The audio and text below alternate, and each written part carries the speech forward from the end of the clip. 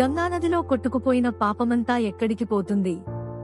ఒకప్పుడు ఒక సాధువు మానవులందరూ తమ పాపాలను కడుక్కోవడానికి గంగానదిలో స్నానం చేస్తారని అనుకున్నాడు. కాబట్టి ఈ విధంగా గంగ కూడా పాపాత్ములుగా మారాలి. ఈ ప్రశ్నకు సమాధానం తెలుసుకోవడానికి సాధువు కఠినమైన తపస్సు చేశాడు. సాధువు తపస్సుకు సంతోషించిన శివుడు ప్రత్యక్షమయ్యాడు. సాధువు శివుడిని, గంగానదిలో కొట్టుకుపోయిన పాపమంతా ఎక్కడికి పోతుంది అని అడిగాడు. అప్పుడు శివుడు, ఈ ప్రశ్నకు సమాధానం గంగానదినే అడుగుదాం అని అన్నాడు. తల్లి గంగాదేవి, నేను అన్ని పాపాలను సముద్రంలో వదిలివేస్తాను అని చెప్పింది.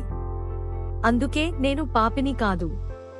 దీని తరువాత సాధువు మరియు శివుడు సముద్ర దేవుడి వద్దకు వెళ్లారు.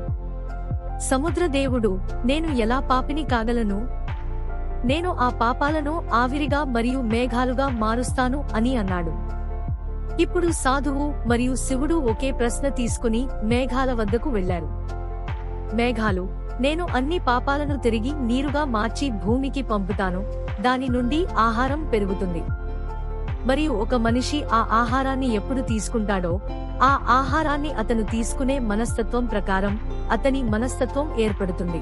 అందుకే ఆహారం తిన్నప్పుడు మనస్సు ఏర్పడుతుంది అని అంటారు.